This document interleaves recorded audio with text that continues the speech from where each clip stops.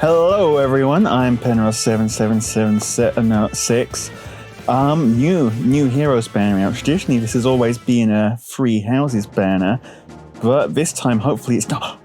Oh, I would recognize this bastard anywhere. That's August. Hello. I cannot do. Leave everything to me. Oh, I will, buddy. I will. August, for those of you who are not in the know, means this is a Thracia banner. This is a... What is he doing? Did he do something funny on the map there? Did he? Let's read his skills and find out. Yep, this is a Thracia 776 banner. Finally. Wow. To begin with, the last Thracia banner we had didn't even have any new Thracia units on it. Just reprints, which, I mean, sure, cool, I guess, but give me my guy August here. And by the way, shout outs to August, your favorite sketchy tactician, the most competent man in Thracia, which admittedly is a pretty low hurdle to clear, but August is someone who I may have put an awful lot of votes in for Choose Your Legends. So to see him here and see him having a pretty great looking kit at that is, ooh, boy. Let's read it. He's a staff unit. He comes with the Diplomacy staff. Love it. Calculates damage from staff like other weapons. At start of turn, grants attack, defense, res +6 and the following status to unit support partner, if any. If unit initiates combat, unit makes a guaranteed follow-up attack. At start of turn, if at least one ally has been defeated, grant special cooldown count -2 and the following status to unit support partner, if any. Foe cannot make a follow-up attack. So,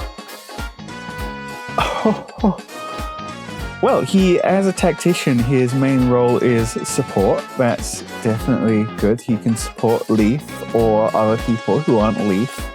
And in just standard gameplay, he's giving you +6 to almost all stats, no speed needed, but who cares about speed because you're getting a guaranteed follow-up attack. So long as you're not the kind of unit who is having to worry about running face first into people with no follow-up, this is a really good deal. You get your follow-up attack for free. But to maximize his power, and it is Thracia, so to maximize his power, someone's going to have to die. And once they're gone, once they're defeated, you get the full follow-up control suite, guaranteed follow-up, and foe cannot make a follow-up attack, but also special cooldown count -2 at the start of the turn. Do you guys remember Valoria? Do you guys remember how Valoria was considered one of the best supports for certain teams with high cooldown specials because you could instantly charge a special that was quite big because it's special cooldown count -2, right? At the start of the match. Well, so long as you're able to sack a unit somehow, August is giving you special cooldown count -2 every single turn. That is glorious. And unlike a lot of pulse effects, it doesn't care if that special is its maximum cooldown. It could be anywhere. So you can combo this with something like Special Spiral to loop a 4 cooldown special once per turn. Easy as. That's exciting. That's pretty dang exciting. Now, to be fair, you need to have an ally defeated to get this maximum power output, which means in Aether raids, you probably don't want this maybe quite so much. But so long as an ally has been defeated, which in other modes, like, say, Summoner's Duels, where quite often you will have to sacrifice or trade allies early to open up the match, once that's been done, you're getting on his support partner just Valoria power every turn. And what can I say? The crunkly old man weapons are some of the most interesting ones in the game, and August is absolutely continuing that trend. Then for the rest of his kit, Nudge plus the heal plus movement skills are always pretty nice because, well, they let you do healing, they let you do movement. What's not to love? Nudge is an interesting one. It's not quite as impactful as Sarah's heal plus reposition. I also kind of prefer Flane's heal plus drawback. But that being said, Nudge as a heal and get in there, still pretty handy if you want the unit for this damage to be healed and then get in there. Now I've said that, I realize how much of an idiot I sound like for saying that, but it is true. That is how it is. In his special, Fire Flood Balm, sure. Sure. It kind of overlaps with what his staff is already doing for his support partner, so I'm not sure how great that is on him, but it is definitely a thing that he has. In the A slot, Defense Res Bond 4, which is new. It's a Bond 4. They have been around for a while. Nowadays, they're kind of falling off because Unity skills are generally better.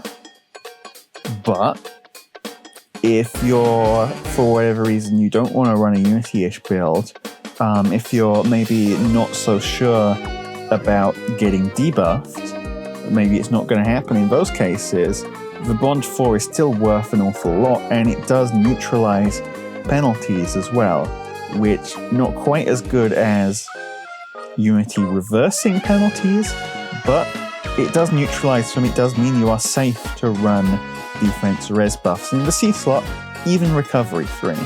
Recovery skills, always nice. Depending on the battle type, odd or even recovery is better. Odd recovery, I'd say, is stronger in,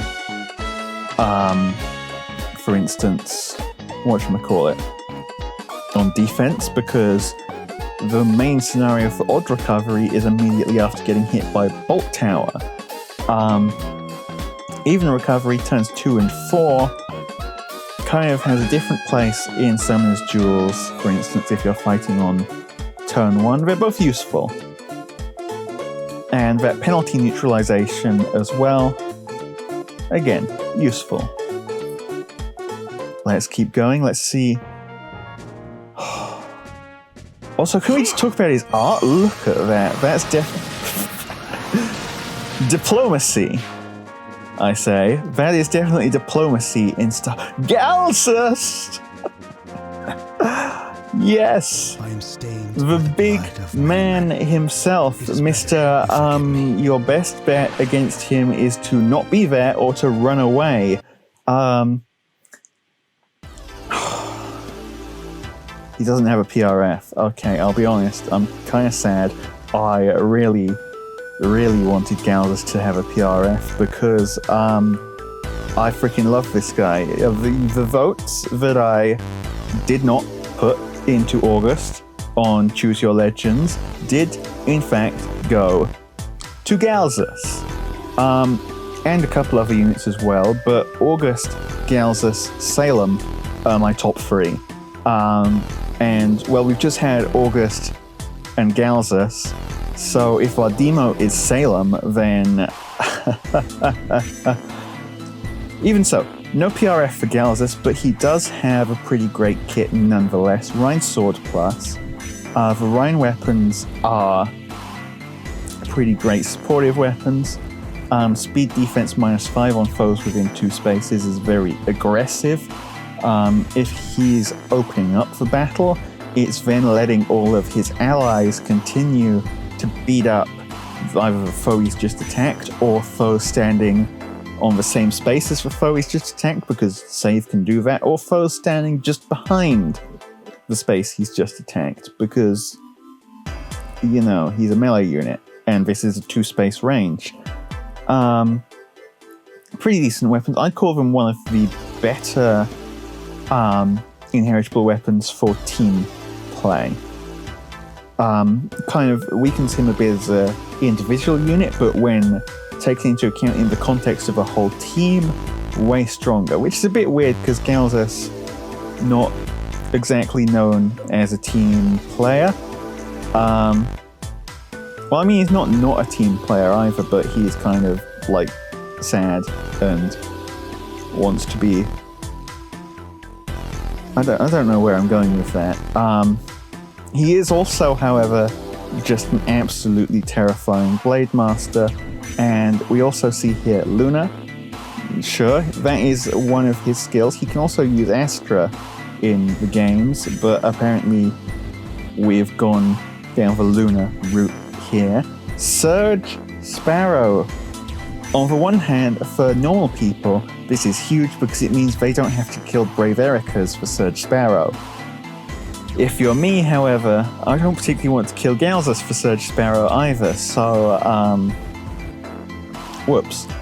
But it is Surge Sparrow, basically just better Swift Sparrow, unless you want your health to be low, in which case it's worse Swift Sparrow, or way worse attack speed push.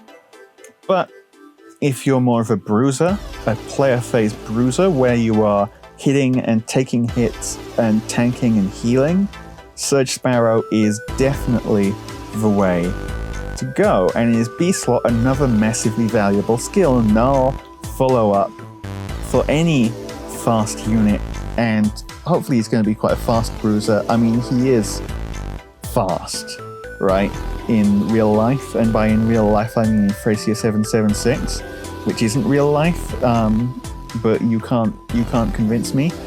He is ridiculously fast. He's actually ridiculously good in basically all stats. His res is a little on the low side, like his magic stats, but he is fast as hell. He is tanky as hell. He hits like back to truck metaphors, the biggest truck, and even his like movement is huge. This guy on foot can pretty much keep up with a literal horse.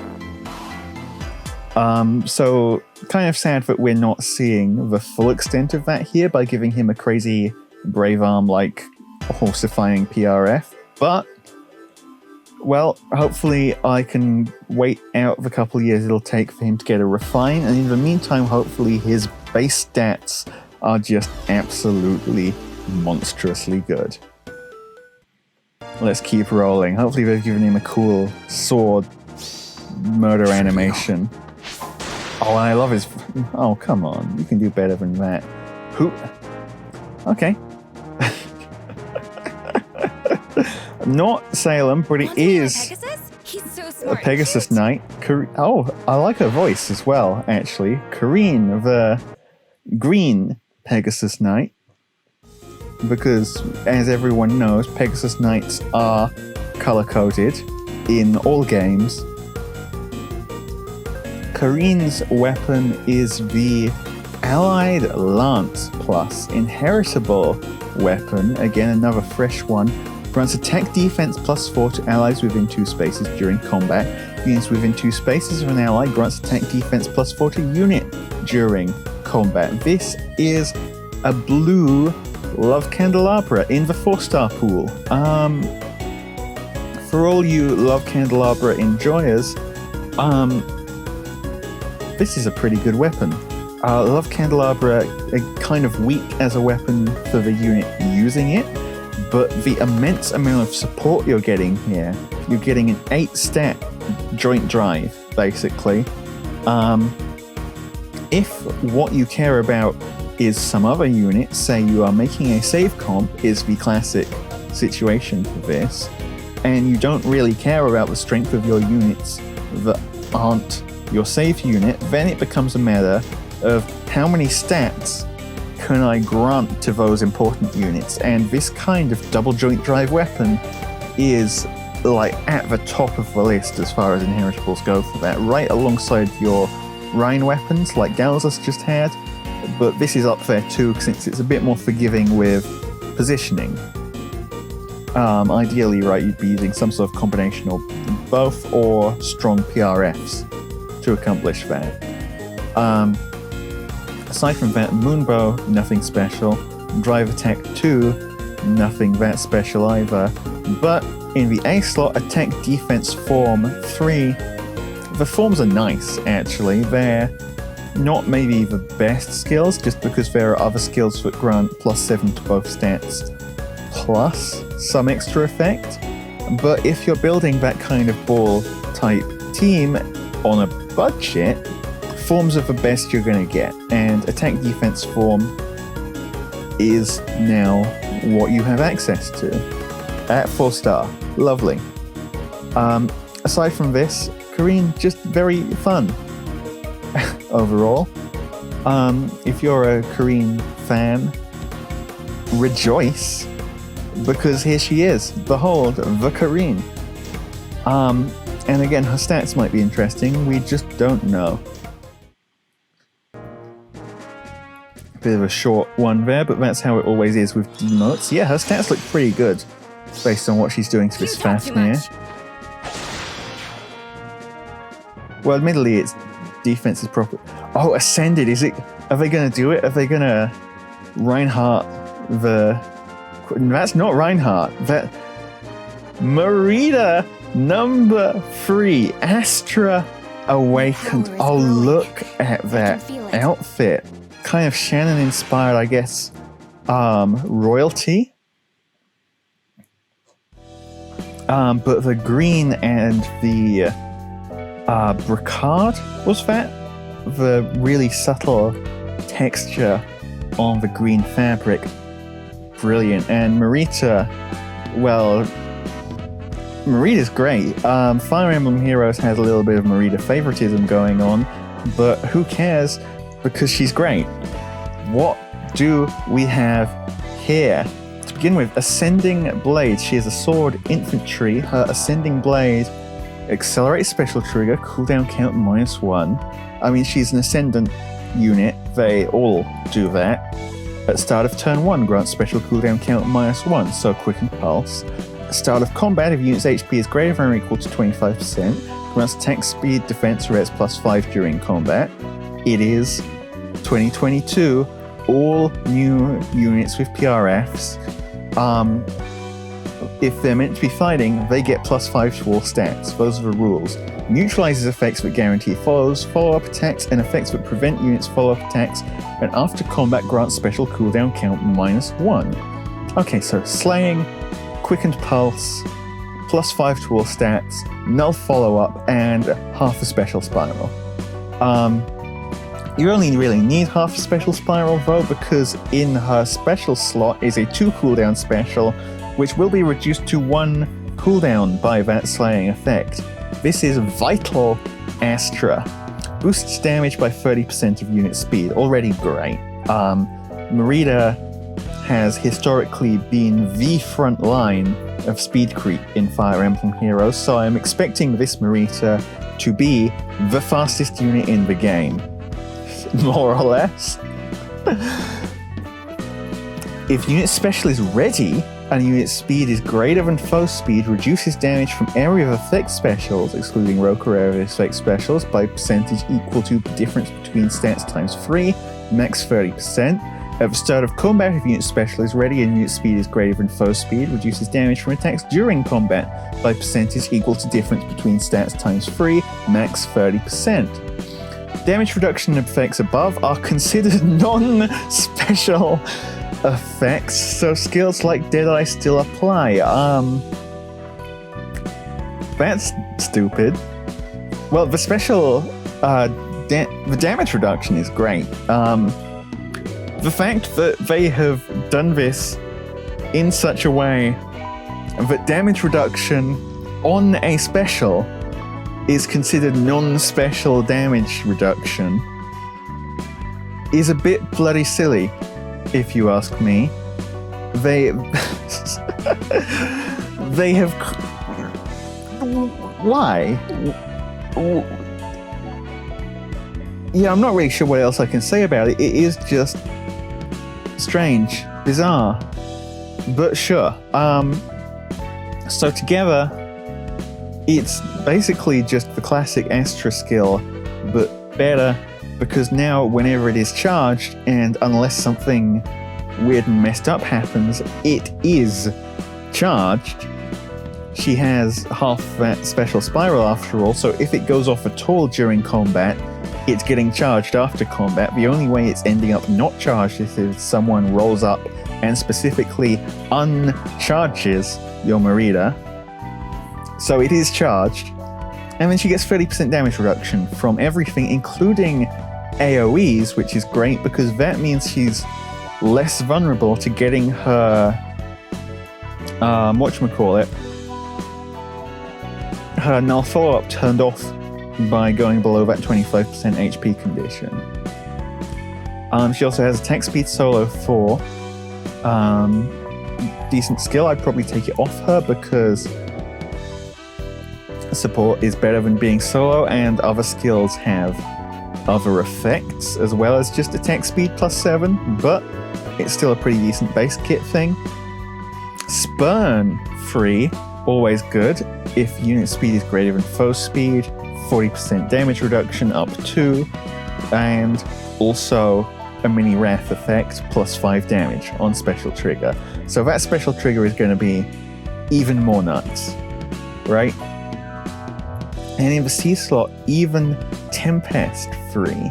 Start of even numbered turns, unit can move 1 extra space. So yeah, this is basically taking the classic damage reduction tank Swordmaster archetype and pumping it up to the next level.